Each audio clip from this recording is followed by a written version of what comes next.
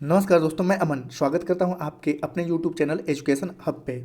यहां पर हम आज की इस वीडियो में देखेंगे सी टेट के ईवीएस के आसपास के क्लास 3 के क्वेश्चंस, जिसको हम लोग वन लाइनर में देंगे। जैसा कि आपने पता है कि सी टेट में ज़्यादातर जो आपके कॉन्टैक्ट्स होते हैं वह कक्षा 3, 4 और 5 के आसपास की पुस्तक को ठीक है बेस्ट करते हैं। तो कक्षा 3 के आसपास की पुस्तक को आज हम देखेंगे और इससे जो आपके कंटेंट और कुछ हल्का फुल्का जो शिक्षण पूछे जाते हैं उसको हम लोग देखेंगे। वीडियो अगर लंबा होगा तो आप स्पीड को बढ़ा कर देख सकते हैं, ठीक है। तो चलिए शुरू करते हैं बिना किसी देरी के। तो यहाँ पे पहले दिया गया है कि चूहों को देखने की क्षमता कम होती है पर सूंघने, छूने और टेस्ट करने की क्षमता बहुत ही अच्छी होती है, ठीक है। जैसे कि चूहों के बारे में क्लास 3 में दिया गया है कि चूहों को देखने की क्षमता कम होती है लेकिन उनके सूंघने, छूने और टेस्ट करने की क्षमता बहुत अधिक होती है। और वहीं पे क्लास 3 में दिया गया है कि नागपुर में लोग दाल में चीनी डालते हैं, ठीक है। अन्य जैसे कि गुजरात में भी लोग बाग बेसिक तौर पे खानों में मीठा डाल देते हैं। लेकिन अगर गुजरात ऑप्शन ना दिया हो और वहाँ पे शहरों के नाम दिया हो तो एनसीईआरटी के अकॉर्डिंग नागपुर में लोग बाग अपने दाल में क्या करते हैं, चीनी का प्रयोग करते हैं।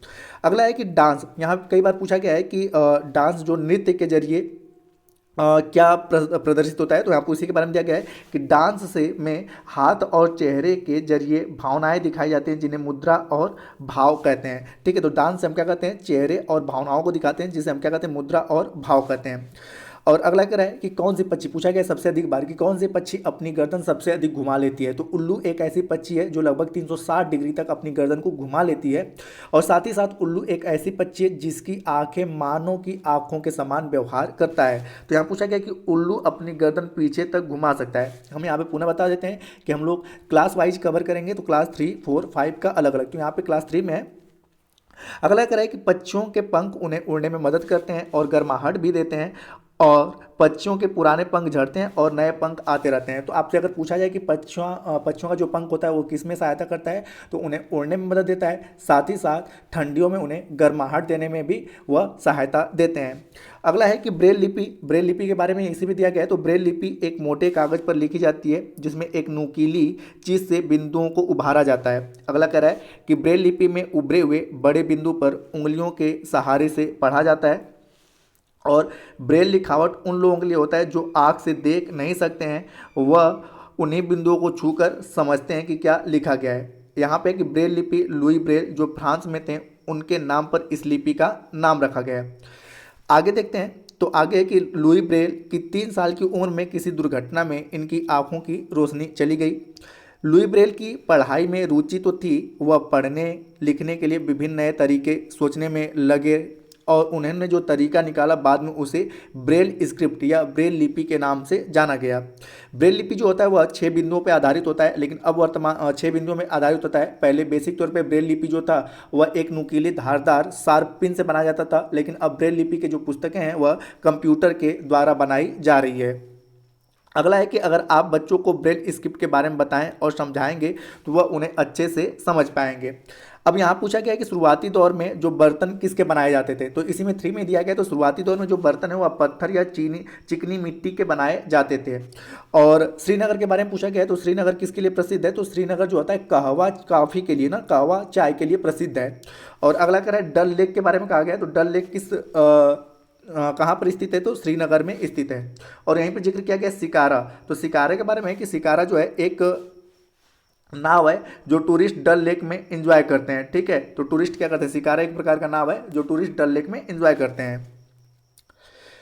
आगे हाउस बोट कहाँ पर पाई जाती है। तो हाउस बोट जो है आपके श्रीनगर में पाई जाती है, इसके बारे में भी यहाँ पर जिक्र किया गया है। और अगला है कि पक्षी कीड़ों को खाकर फलों को कीड़ों से बचाते हैं। तो यहाँ पूछा जाता है कि पक्षी जो कीड़ों खाते हैं उससे हमें क्या फ़ायदा होता है। तो पक्षी जो कीड़ों खाते हैं उससे क्या होता है कि हमारी फसल फूल क्या होते हैं, बचे रहते हैं, उनको नुकसान करने से बचाते हैं।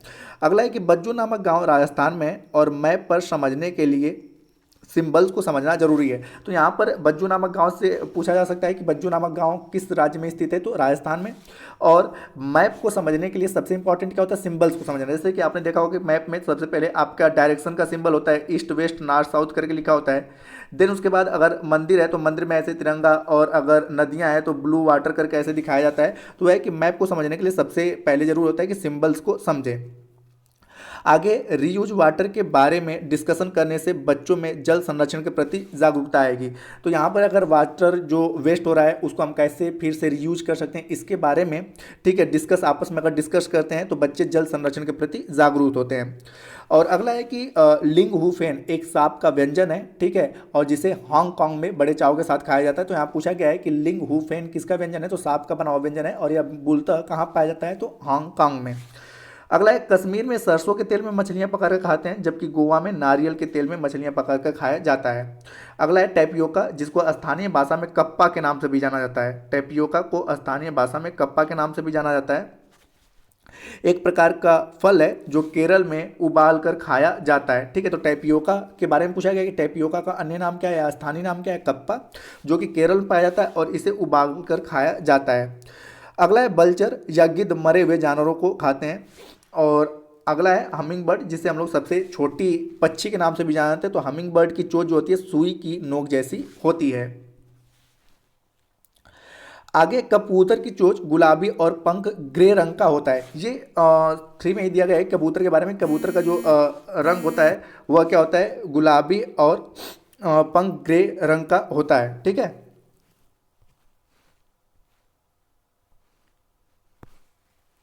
ग्रे रंग का होता है। आगे है कि असम में घर जमीन से 10 से 12 फुट के ऊपर होते हैं और यहाँ पे जो घर होते हैं वह बांस से बनाए जाते हैं और घर के अंदर भी लकड़ियों का प्रयोग होता है। तो आपसे पूछा था कि बांस के घर कहाँ पर बनाए जाते हैं, तो असम में। और इनके घर के अंदर भी जो आपका प्रयोग किया जाता है लकड़ियों का ही प्रयोग किया जाता है। आगे है कि असम में घर की ऊंचाई पर बनाए जाने का कारण यह है कि असम में बहुत अधिक भारी वर्षा होती है, जिसके कारण घर में पानी भरने का खतरा न बना रहे। आगे कि मनाली में पत्थर और लकड़ी दोनों के घर बनते हैं, क्योंकि यहाँ पे बारिश के साथ साथ बर्फ भी होता है। तो मनाली कहाँ पे, हिमाचल प्रदेश में। तो आपसे अगर मनाली के बारे में पूछे या हिमाचल प्रदेश के बारे में पूछे कि वहाँ पे घर कैसे बनाए जाते हैं, तो पत्थर और लकड़ी के दोनों के, क्योंकि वहाँ पे पहाड़ी क्षेत्र है तो वहाँ पे बारिश और बर्फ दोनों गिरते हैं, इसलिए वहाँ पे पत्थर और लकड़ी के दोनों, क्योंकि लकड़ी क्या उष्मा का कुचालक है, ठीक है, तो इसलिए वहाँ पे लकड़ी का प्रयोग किया जाता है। और पहाड़ी क्षेत्र होने के कारण वहाँ पर पहाड़ों का मतलब पर्वतों का प्रयोग, पत्थरों का प्रयोग किया जाता है और उसमें कीड़े ना लगे, जिसके कारण उस पर क्या होती है, चूने की लिपाई की जाती है। आगे राजस्थान के बारे में कहा गया है कि उसमें क्या होता है कि मिट्टी के मोटे मोटे दीवालों से घर बनाया जाता है और उनकी जो छतें होती हैं उन पे क्या होता है, कटीली झाड़ियों का प्रयोग किया जाता है। आगे है आपका कि राजस्थान के लोग टैंक को टका कहते हैं। जैसे राजस्थान में पानी की कमी है तो वहाँ पे जो वर्षा पानी के लिए छत पे इस प्रकार से बनाते हैं कि वर्षा का पानी इकट्ठा हो और वो अपने वर्षा के पानी के लिए अपने आंगन में एक टैंक बनाते हैं, ठीक है, जहाँ पे वो अपने पानी को संरक्षित करते हैं लंबे समय तक पीने के लिए। तो इसे क्या कहता है, टंका के नाम से जाना जाता है।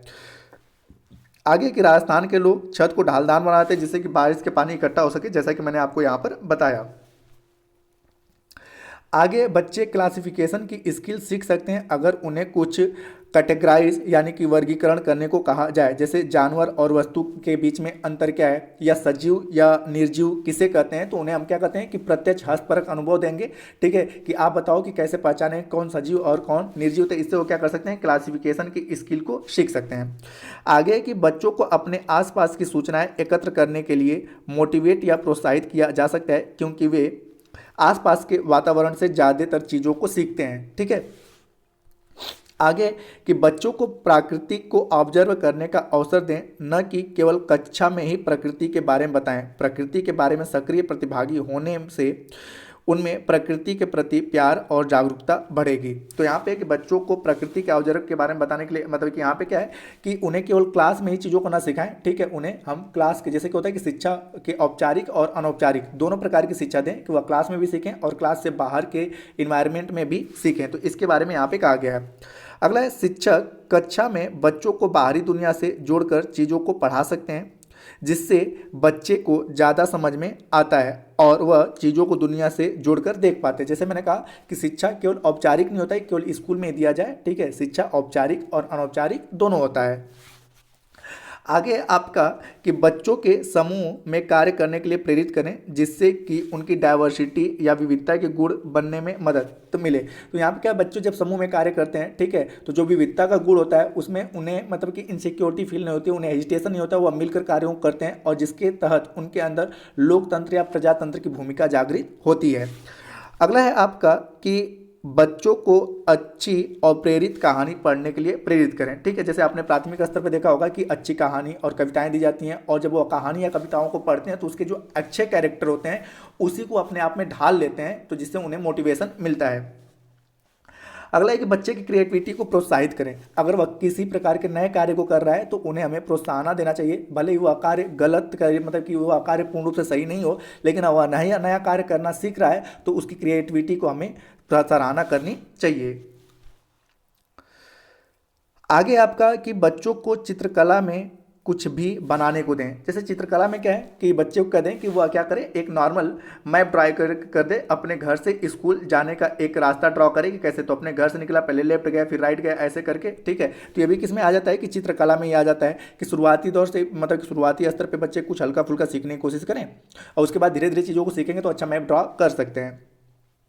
आगे कई बार बच्चों को वर्गीकरण करने का अवसर दें और उन्हें खुद निर्णय लेना सिखाएं। जैसा कि मैंने बताया कि सजीव और निर्जीव के बारे में हम न बताकर ये बता दें कि कौन सजीव है और कौन निर्जीव है और इनके बीच में अंतर क्या है। ठीक है, ये आप हमें बताएं। अगला है किसान, डॉक्टर, ग्रैंड पेरेंट्स और भी बहुत सामाजिक विषयों पर बच्चों से बात करें और उनके बारे में बताएं। जैसे कि हम बच्चों को बताएं किसान का कार्य क्या होता है। जैसे आपने देखा होगा कि सिलेबस में आता है कि विभिन्न समुदाय के लोग और उनके कार्य, तो किसान हमारे लिए क्यों उपयोगी हैं, डॉक्टर का कार्य क्या होता है, ग्रैंड पेरेंट्स क्या है, और हमारे समाज के आसपास के जैसे लुहार हो गए, सुनार हो गए, उन लोगों का कार्य क्या है, इनके बारे में बच्चों से बातचीत करें और उनके बारे में बताएं। अगला है कि बच्चों को पेड़ से दोस्ती करना सिखाएं, उनका ध्यान कैसे करना है यह बताएं, जिसके कारण वह पर्यावरण के प्रति जागरूक हो सकें। ठीक है, जैसे बेसिक तौर पे बच्चों में क्या होता है कि पेड़ पौधे या जानवरों के प्रति शुरुआती दौर में कोई संवेदनशीलता नहीं होती है, लेकिन जब उनको अच्छी शिक्षा दी जाती है, उनके प्रति संवेदनशील बनाया जाता है, तो बच्चे जानवरों के प्रति, पौधों के प्रति काफ़ी संवेदनशील हो जाते हैं। अगला है कि बच्चों को अपने देश की संस्कृति, रीजनल सॉन्ग, नृत्य, इन सभी विषयों की जानकारी दें और उनमें और ज़्यादा जागरूकता की उत्सुकता जगाएं। तो हमारी जो संस्कृति, कल्चर और जिस भी पृष्ठभूमि से बच्चा आ रहा है, ठीक है, उसे प्रोत्साहित करने की हम कोशिश करें। आगे बच्चों को आसानी से यूज होने वाली रिसोर्सेज के बारे में बताएं और उनको बढ़ावा दें। ठीक है, और आगे कह रहा है कि बच्चों को उनके अनुभव से जोड़कर चीज़ों को समझाएं, बच्चे को खुद को एक्सप्रेस करने का मौका दें। तो जैसे कि आपका एग्जाम्पल क्या होना चाहिए, आसपास का होना चाहिए, और आपने एग्जाम्पल दिया तो बच्चे भी उससे अपने आप को जोड़कर बताएं, हाँ सर मैंने इस प्रकार की चीज़ें देखी है, या मैंने ऐसा किया है, या होते हुए मैंने देखा है, या हमारे घर वाले करते हैं। तो इससे क्या होता है कि बच्चा चीज़ों को अच्छे से समझता है। अगला है कि बच्चों से जेंडर इशू पर डिस्कस करें और उनको बताएं। तो यहाँ पे ये चीज़ है कि अगर कहीं पर लैंगिक असमानता की बातें आए तो वहाँ पे आप खुद से किसी चीज़ों को नहीं करेंगे, उस लैंगिक असमानता की स्टेटमेंट को आप क्लास में रखेंगे, और क्लास दोनों का, मतलब मेल और फीमेल दोनों का होना चाहिए, और उसके बाद उन्हें डिस्कस करने के लिए कहें, जिससे कि वह चीज़ों को और अच्छे समझ पाएंगे कि कौन सी चीज़ें, क्या यह लैंगिक अवधारणा है या यह चीज़ें सत्य है। तो वही कह रहा है कि बच्चों को जेंडर इशू पर डिस्कशन करें और उनको बताएं, और अपने आसपास में जो पक्षियाँ पाई जाती हैं उनके बारे में बच्चों को बताएं। ठीक है, ये सारी चीज़ें यहाँ पर आपकी दी गई हैं।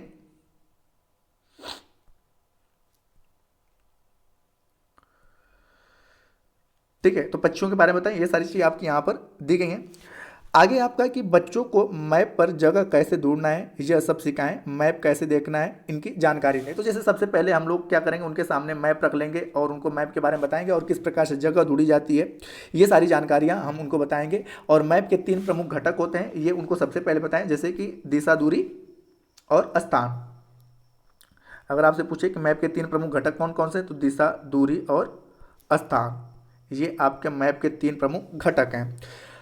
आगे कि बच्चों को बताएं कि गेम में नियम होते हैं या बनाए जाते हैं, वैसे भी अपनी ज़िंदगी में भी अच्छे नियम बनाएं और उनका पालन करें। जैसे कि बच्चे अगर कोई खेल, मतलब कि हमें उन्हें ये बताना है कि जीवन किस प्रकार से एक नियम पूर्ण तरीके से चलता है, तो उन्हें हम क्या करेंगे, सबसे पहले एक गेम कराएंगे और उन्हें गेम के रूल के बारे में बताएंगे, और हम वहाँ बताएंगे कि जो बच्चे रूल को अच्छे से फॉलो करते हैं वह गेम को अच्छे प्रकार से जीत जाते हैं। उसी प्रकार से ज़िंदगी भी एक नियम से चलती है, और जो व्यक्ति इस नियम को फॉलो करता है वह अपने लक्ष्य को पहुँच जाता है। तो इसके बारे में यहाँ पर कहा गया है।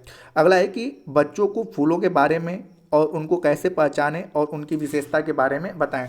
तो अब ऐसे कि अपने आसपास के फूलों के बारे में उन्हें पहचानने के लिए कहेंगे और उनकी विशेषता क्या है ये भी उनको बताएंगे। आपको मैं बता दूं कि क्लास 3 में कंटेंट कम है और यहाँ पर शिक्षण के क्वेश्चन ज़्यादातर हैं, तो इससे आप घबराइएगा नहीं। क्लास 4 में थोड़े से कंटेंट ज़्यादा है, शिक्षण कम है, और क्लास 5 में सबसे अधिक कंटेंट है। तो यहाँ पे हम 3 से शुरू कर रहे हैं। 3 में आपका जैसे कंटेंट कम है और शिक्षण के क्वेश्चन ज़्यादा हैं। आगे आपका कि बच्चों को पर्यावरण और समाज में होने वाले परिवर्तन के बारे में बताएं। तो जैसे यहाँ पे पर्यावरण जैसे कि ऋतुओं में जो परिवर्तन हो रहा है उनके बारे में बताएं। समाज में एकल परिवार है, संयुक्त परिवार है, ठीक है, तो ये जो परिवर्तन हो रहे हैं, तबादला क्या हो रहा है, विस्थापन क्या हो रहा है, इनके बारे में बताएं कि ये सारी चीज़ें क्यों होती हैं। आगे आपका कि साथ में खाने पीने का प्रोग्राम ऑर्गेनाइज करवाएं, ठीक है। बेसिक तौर पे कई सारे बच्चे क्या होते हैं कि एक साथ लोगों के साथ खाना नहीं खा पाते हैं, तो उनके अंदर थोड़ी सी एजिटेशन होती है। इस प्रकार की चीज़ों को निकालने के लिए हम क्या करेंगे कि स्कूल में विभिन्न प्रकार के उत्सवों का आयोजन करेंगे, त्योहारों को मनाएंगे और उसमें सभी लोगों को सामूहिक तौर पर, ठीक है, खाने पीने का प्रोग्राम रखेंगे, जिसके कारण उनके मन में जो हेजिटेशन है, अगर उनके मन में लैंगिक अवधारणा विकसित है या जातिगत अवधारणाएं विकसित हैं, तो वो क्या हो जाए, समाप्त हो जाए। अगला है आपका कि बच्चों को सिखाएं कि वह अपने पड़ोसी, अपने से बड़े लोगों, छोटे लोगों से कैसे बात करें। तो यहाँ पे चीज़ें हैं कि हम उन्हें बताएं कि अपने पड़ोसी, अपने से बड़े या अपने छोटों का सम्मान करना चाहिए, क्योंकि वो हमारे घर के सदस्य के समान ही होते हैं। आगे है कि बच्चों को इतिहास के बारे में जानकारी दें, ठीक है। और आगे कि बच्चों को सुरक्षात्मक नियम सिखाएं, जैसे कि आग से कैसे बचना है, रोड पर किस प्रकार से चलना है, लेफ्ट राइट क्या होता है, और जो आपके ट्रैफिक लाइट्स होते हैं उनके बारे में जानकारी दी जानी चाहिए। आगे के बच्चों को प्रतिशत का प्रयोग आम जिंदगी में होने वाली चीज़ों के माध्यम से बताएं, जिससे कि उसे आसानी से समझ सके। तो प्रतिशत का मतलब क्या होता है कि आपने अगर कोई अच्छा कार्य किया तो प्रतिशत जो होता है उन्हें बता दें कि 100% पूरा है, इसमें से कितना आपने अच्छा किया, कितना आपने बुरा किया। तो जब जिंदगी से जोड़ के उन अवधारणाओं को देखेंगे ना, तो वह चीज़ों को अच्छे से सीख पाएंगे। तो यह मैथ का शिक्षण है। हालांकि इन्वायरमेंट में दिया हुआ है कि प्रतिशत के प्रयोग को बताने के लिए सबसे अच्छा उपाय क्या है, तो उनके हम क्या करेंगे कि पहले उनकी जिंदगी के अवधारणाओं से चीज़ों को जोड़ेंगे।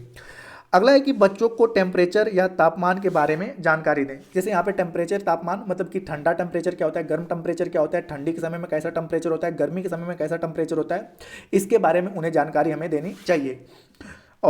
और ऐसी बहुत सी चीज़ें को बारे में बताएं जिससे बच्चे आसानी से सीख सकें। तो दोस्तों ये रहा क्लास 3 का ईवीएस का सार, ठीक है। जैसा कि इसमें बताया कि इसमें जो कॉन्टैक्ट्स हैं उनकी संख्या कम है और जो आपके पेडोलॉजी है उनकी संख्या ज़्यादा है। तो जैसा आपने यहाँ पर देखा, तो अगर आपको वीडियो लंबा लग रहा हो तो आप वीडियो को तेज़ी से भगा के देख सकते हैं, जैसे फिर से रिपीट करके देख सकते हैं। तो अगर वीडियो पसंद आया हो तो वीडियो को लाइक करें, कमेंट करें, और चैनल पर नए हैं तो चैनल को सब्सक्राइब अवश्य करें। जल्दी हम अगले क्लास, कल के दिन हम क्लास 4 का और उसके बाद क्लास 5 का कॉन्टेक्स्ट को इसी प्रकार से लेकर आएंगे, एक सरसरी निगाह से देखेंगे, जिससे कि आपके एग्जाम में काफ़ी सारी चीज़ें आने की संभावनाएं रहेंगी। तो मिलते हैं जल्दी क्लास 4 के आसपास के कॉन्टेक्स्ट के साथ, ठीक है। धन्यवाद।